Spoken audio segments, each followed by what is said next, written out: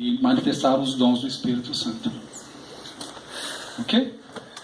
Então você pode ver. Então ele é um caráter. Jesus foi um apóstolo. Ele é o sumo.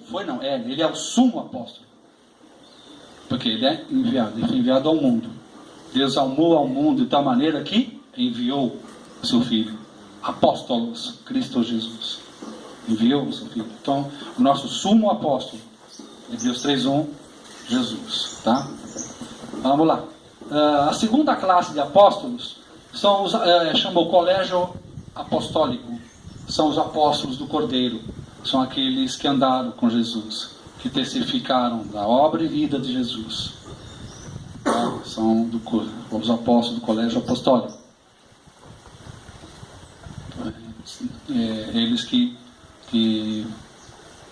introduziram, iniciaram, difundiram a obra de Deus pela terra. Começou por eles, ok? Os quatro primeiros aí. Viram, ouviram e andaram, ok? Pega para mim aí o livro de Atos, capítulo 1. Vamos ler o versículo 21 e 22 do capítulo 1. Amém. Achou aí? 21 e 22. Por favor. Portanto, precisamos escolher outro homem para pertencer ao nosso grupo e ser testemunha junto conosco da ressurreição do Senhor Jesus. Deve ser um daqueles que nos acompanharam durante o tempo em que o Senhor Jesus andou entre nós, desde que foi batizado por João até o dia que foi levado para o céu. Lê mais 23 até 25. E foram apresentados dois homens, José, chamado Barsabás, que tinha o apelido de Justo, e Matias. Em seguida, oraram dizendo: Senhor, Tu conheces o coração de todos. Mostra agora qual dos dois escolheste para trabalhar conosco como apóstolo. Pois Judas abandonou este trabalho e foi para o lugar que ele merecia. Depois fizeram um sorteio para escolher um dos dois. O nome sorteado foi o de Matias, que se juntou ao grupo dos 11 apóstolos. Agora eu desafio vocês, me mostra uma obra de Matias. Isso me serve de um grande incentivo. Judas foi para a concorrência, né? Mudou de time. Ok? Ele foi jogar no outro time. Beleza. Então, aí os brother aí, precisamos arrumar alguém para colocar no lugar de Judas. Tá? Aí o que eles fizeram? O que diz na Bíblia de vocês? Eles foram orar a Deus. Ô Deus, revela para nós qual é o homem que tem que ficar no lugar de Judas. Né? Não é isso que está escrito aí? E em seguida, o que fizeram? Leia aí, pastor.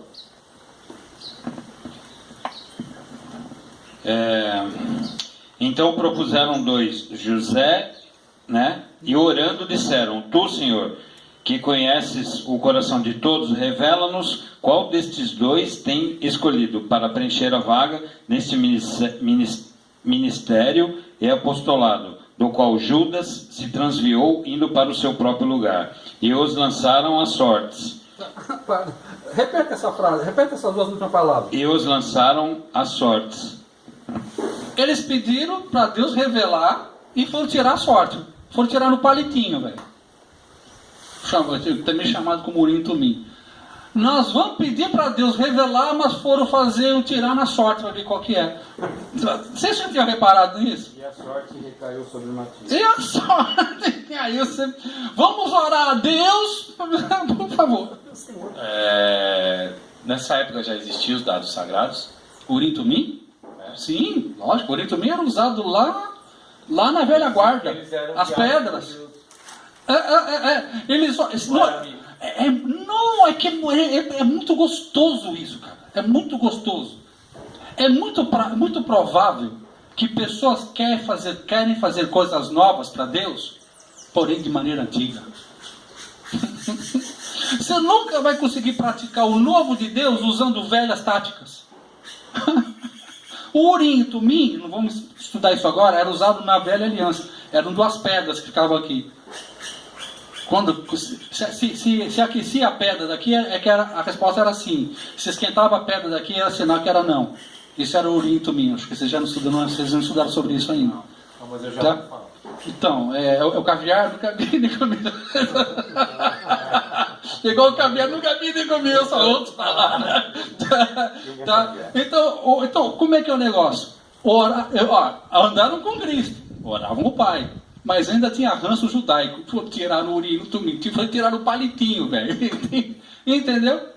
Aí, pela revelação deles, está escrito aí, Deus revelou Matias ou a sorte caiu sobre Matias? A sorte caiu sobre Matias. Aí colocaram Matias. O que Matias fez? Nothing. Absolutamente nada. Tá, por quê? No segundo plano de Deus e presciência de Deus foi colocado Paulo. Ele pelo menos apareceu nas escrituras. Ele nem apareceu. Mostraram o nome.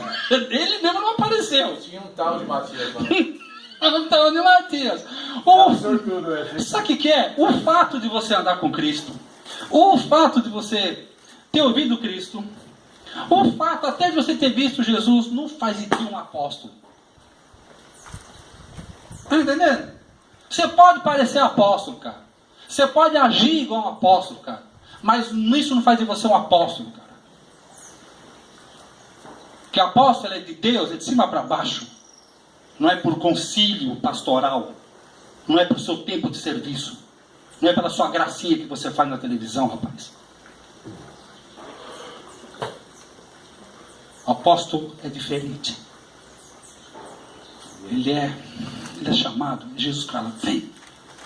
Ferindo todo e qualquer conceito. Por isso Deus fala, quer ver quem eu escolhi? Paulo, matador de cristão, é esse que eu escolhi. Esse no meu palitinho, do meu Urim e Tumim, eu escolho Paulo, Saulo de Tarso, para ser o 12º. Percebeu? Como os caminhos de Deus são bem superiores aos nossos. Nós fazemos nossos planinhos, nossos concílios, né? E Deus fica só olhando para o seu plano. Né? Ele fala, deixa eu dar a minha opinião nesse plano. Na hora que dá a opinião dele sobre o plano, derruba todo o seu. Por favor, irmão. O Matias, ele saiu para entrar Paulo no apostolado? É isso? Na verdade, ele foi o quê? No lugar de Judas. Tentaram colocar ele no lugar de Judas. O que ele fez? Nada. Não fez nada, só ganhou o salário. Põe o paletó no cabide. Tipo aqueles caras que trabalham lá em Brasília. Só tem cargo, mas não tem encargo. O Senhor levantou Paulo. Aí o Senhor levantou Paulo. Mas é isso aí. Os homens, os apóstolos, o concílio apostólico, entendeu? A rede apostólica. Né? Pô, esse cara andou com a gente. Entendeu? Esse cara aí estava com a gente, amigo nosso, entendeu? Tomava umas com a gente lá também, entendeu? Isso, amigo de concílio.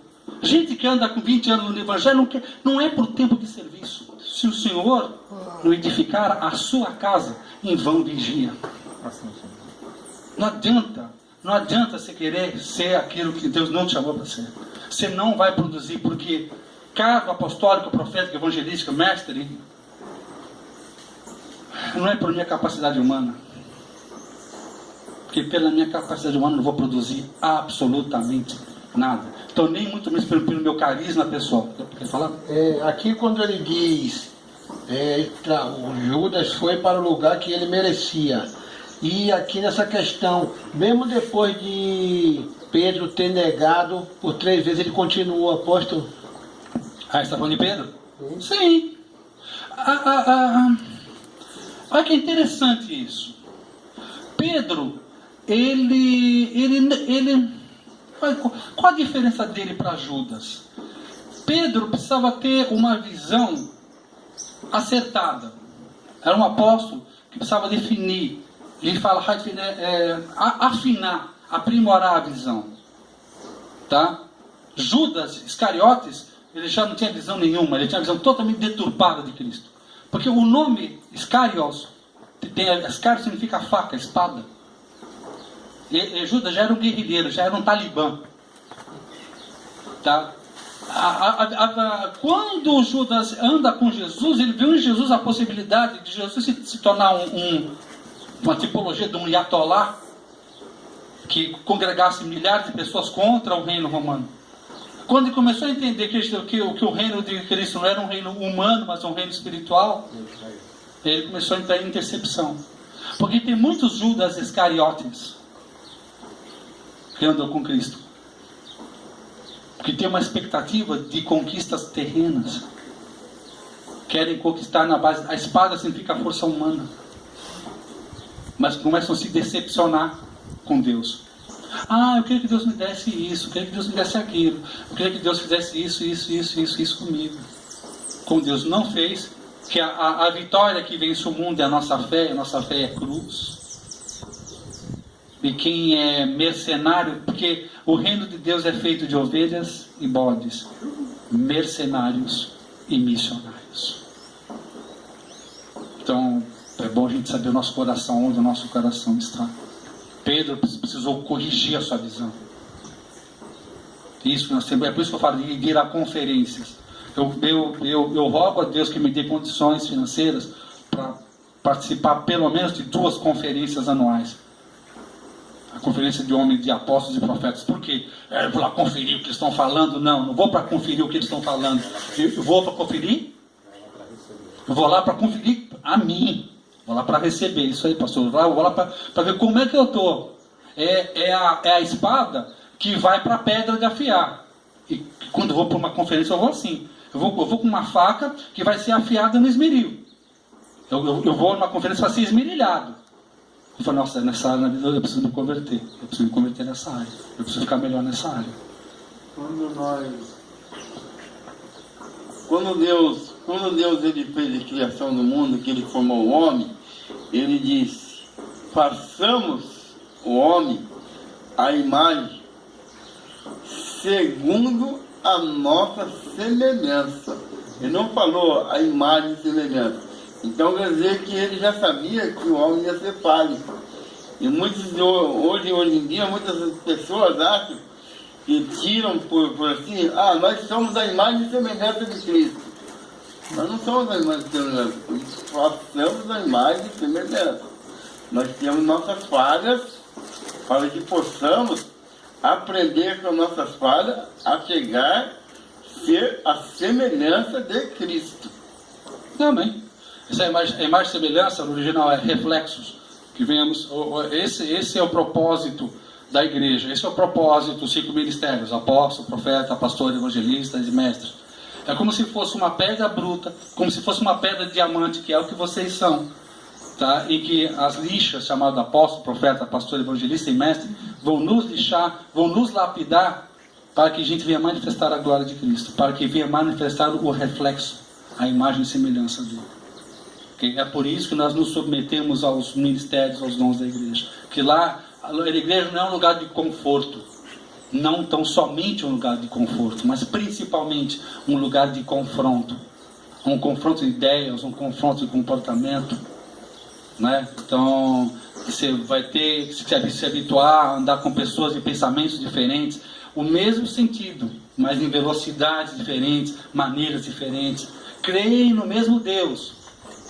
São lavados pelo mesmo sangue, porém refletem de maneiras diferentes. Tá? Essa é o milagre de Deus, ok? Vamos lá. Perceberam isso que eu falei para vocês? Como é possível, às vezes nós temos uma aparente atitude religiosa, espiritual, mas nós fazemos as nossas burradas, né? Eu comentei hoje na reunião, né? Comentei hoje nas nossas reuniões aqui que a questão do terceiro passo, quando é entrega, né? E você decide e entrega a Deus, né? Toma, Deus, a minha vida está em suas mãos. E a partir do momento que você começa a pedir as coisas, né? A suplicar pelas coisas para que elas aconteçam na sua vida, é um motivo de entrega também, né? E Deus recebe isso e ele aguarda, né, você a sua posição, né? Então eu entrego a Deus, e depois que eu entrego através das palavras, eu saio tentando buscar com a minha própria força. Ele se mantém no mesmo lugar e fala: se você vai tentar com as suas próprias forças, então eu vou deixar com que você tente até, né, acabar as suas forças, daí para que eu possa agir, né? Ele não conflita, ele não interfere, ele simplesmente aguarda o posicionamento do nosso coração, né?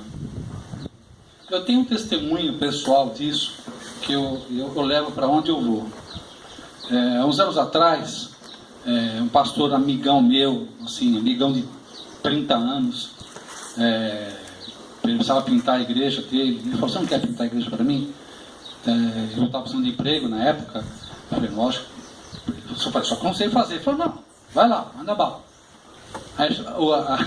A igreja dele tinha 3 andares. Tinha igreja embaixo, a escola em cima. Em cima tinha um salão enorme. Ele falou: você vai pintar sozinho, tá? Eu achei bênção, né? Porque eu ia ganhar para isso.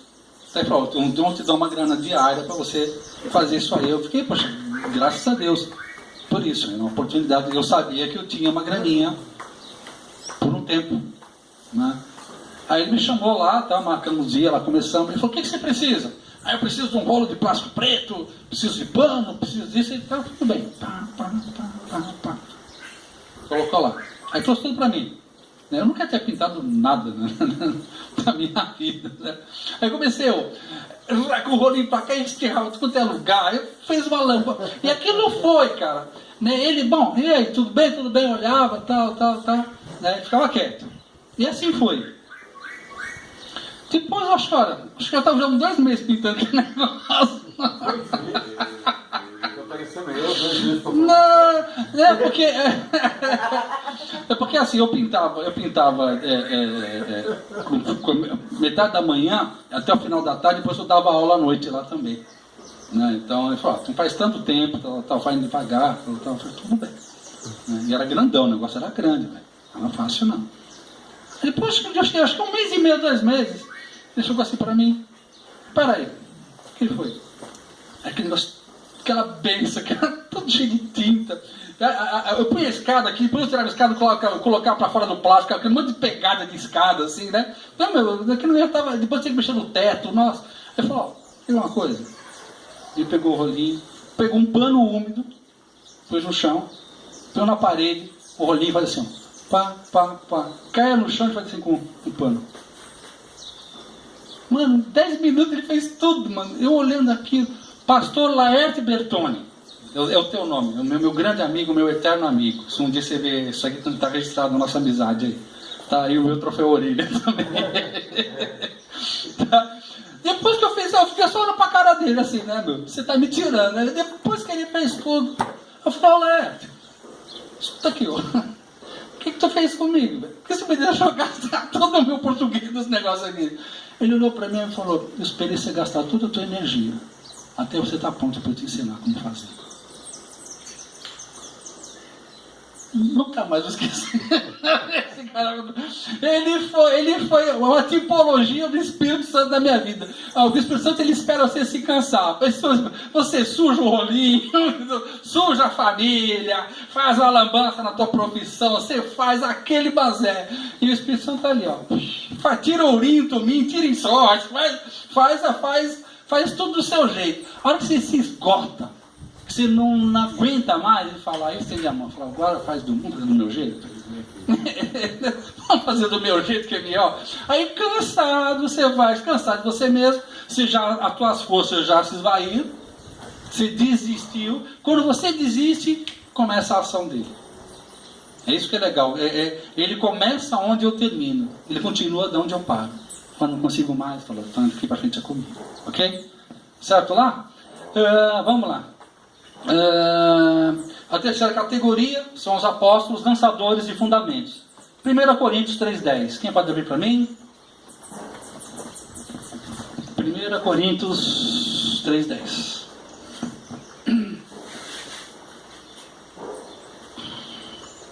Lançadores do quê? Lançadores de fundamentos. 1 Coríntios 3,10. 3:10. Lembrando, né? Fundamento, aquela base sólida no fundo da terra, em que toda obra precisa alcançar. Amém. Precisa alcançar esse fundamento. Quer ler? É? 1 Coríntios 3:10, né? Isso. 1 Coríntios 3:10. Exaltação à unidade. Rogo-vos, irmãos, pelo nome de nosso Senhor Jesus Cristo. 1 Coríntios. 1 Coríntios 3:10, né?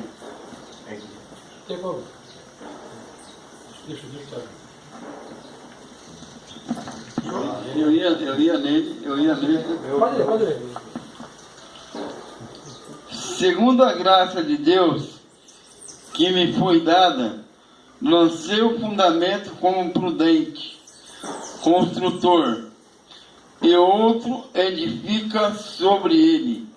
Porém, cada um veja como edifica. Então aí, um prudente construtor é aquele que ele só constrói sobre fundamentos. Tá? Por que eu bato nessa tecla? Toda igreja que não tem fundamento apostólico, a igreja ela vai cair. Ainda que ela permaneça de pé, ela já caiu. Porque a maneira mais dramática de uma igreja cair é quando ela não tem o fundamento apostólico e profético. Ela começa a andar em doutrina. Ela não tem fundamento, ela não é baseada na verdade.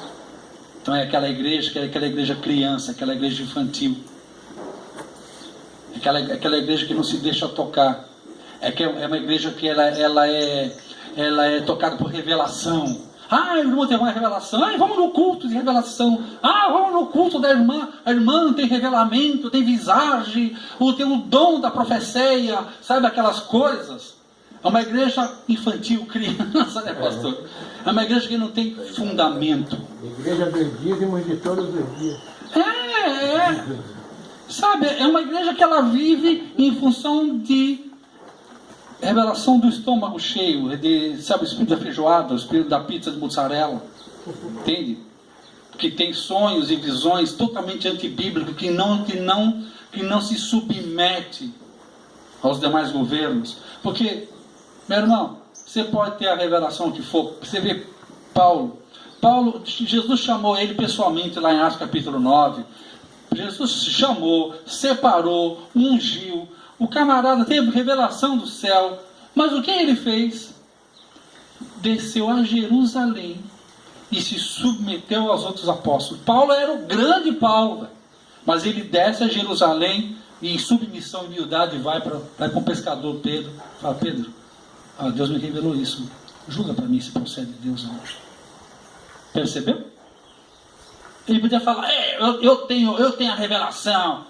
Sabe, eu fui instruído aos pés de Gamaliel, eu sou o bom da boca, eu tenho o meu ministério. Ele se separar dos outros. Você pode ver que a maioria dos caras que tem chamado apostólico de fama, eles agem sozinhos. Eles não se submetem aos outros, nem aos outros colegas de ministério, em cima de ministério. Por quê? O orgulho e soberba. Cada ministério tem um demônio que está assim de boca para pegar ele. É o espinho na carne de cada ministério. E o espinho na carne do ministério apostólico é o glamour, a fama, o sucesso. Mamon. Entende? Se o cara não tiver um coração bem guardado, se eu sou o apóstolo Funhanha aí. Tá, tudo bem, sou o apóstolo Funhanha. Quem é que é o cabeça sobre você? Para quem você presta conta da sua vida? Para quem que você presta conta da sua vida com a sua mulher? Para quem que você presta conta da sua vida financeira? A quem você se submete? Eu só me submeto a Deus. Esse é o princípio de Lúcifer. Lúcifer não se submete a ninguém. Se você fala que só se submete a Deus, Então você é igual Satanás. Satanás também só submete a Deus, ele só faz o que Deus permite. Falar que é submisso a Deus, Satanás também é submisso a Deus. Não tem aliança com ele. Porque eu não posso falar que eu tenho aliança com Deus se eu não tenho aliança com outros ministérios, principalmente ministérios que pensam diferente de mim. Se eu não consigo andar com caras que pensam diferente do que eu, então eu realmente está dentro de mim um espírito de rebelião. Eu tenho que aprender a andar com pessoas que andam diferente, que pensam diferente do que eu. Embora estejamos no mesmo processo, cremos no mesmo sangue em Jesus Cristo. Entendeu? Então é isso aí. Um prudente construtor, fundamento, é um lugar de segurança, é uma pedra de segurança. Não pode passar dessa doutrina. É isso aqui. Aí em cima disso você produz.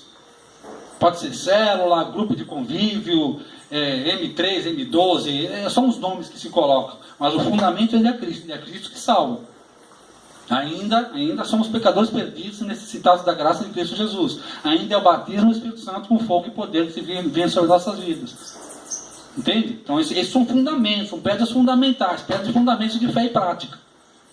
Em cima disso que você vai edificar uma igreja. Não sobre modismo e coisa que você viu outro fazer lá do outro lado do mundo, quer fazer aqui igual. Sempre lá é um fundamento. E aqui é uma outra direção.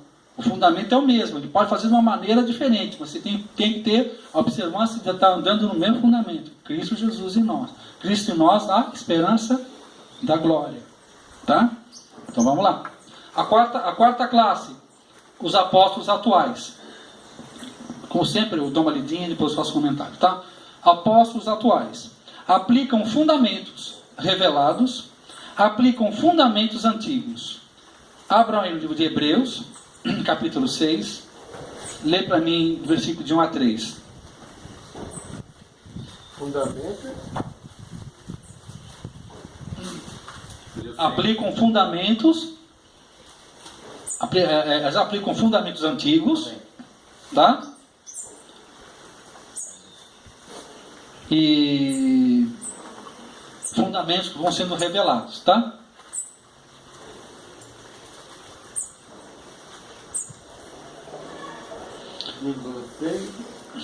Capítulo 6, versículo de 1 a 3.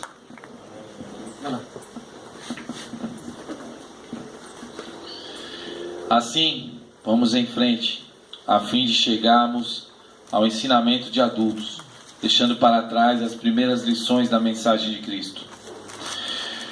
Nós não vamos colocar de novo as bases dessa mensagem, isto é, a necessidade de abandonar uma vida inútil e de crer em Deus. O ensinamento a respeito dos batismos e da cerimônia de pôr as mãos sobre os cristãos e a ressurreição dos mortos e o julgamento eterno. Vamos em frente, e se Deus quiser, é isso que faremos.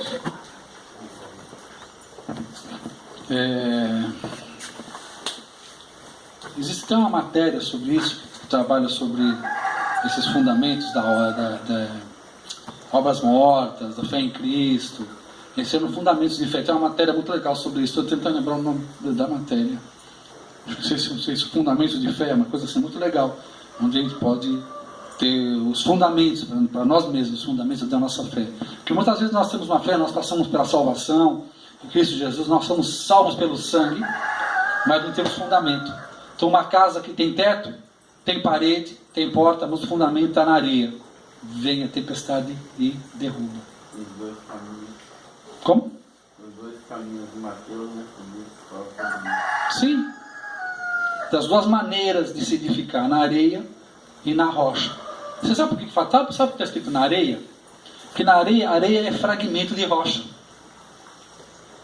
Cristo é a nossa rocha eterna. Então, está percebendo por que ele fala na areia? Areia significa fragmentos de É uma verdade fragmentada. E uma coisa pior do que uma mentira é uma verdade fragmentada. É uma verdade que se conhece, mas ela não é sólida na sua vida. Ela é apenas teologia. Isso é a nossa vida edificada. Eu durante muitos anos da minha vida, eu vivi assim. Muitos anos. Eu conhecia a verdade, mas é uma verdade fincada na areia, não na rocha. Então vinha a primeira crise, eu desviava. Vinha a primeira situação contrária, a primeira tempestade, eu desistia. E eu derrubava. Porque não era fundamentado em rocha. Foi um processo.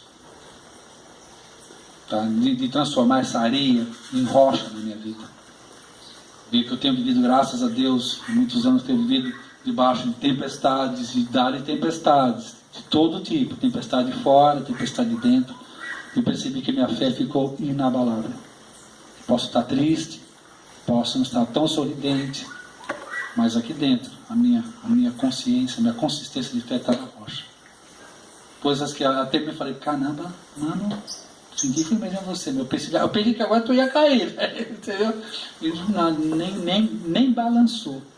Faltou pegar areia, colocar cimento e pedra e transformar num bom alicerce. Ah, isso aí. É isso aí, filósofo. É isso aí. Ficou concretado, ficou uma fé concreta. Gostou dessa? Uma fé concreta. Agora foi minha vez. Gostou dessa? Eu também tenho uns 15 minutos de filósofo também. Não é só tu, não. Essas pedras, são 3 pedras fundamentais aqui que eu falo rapidinho.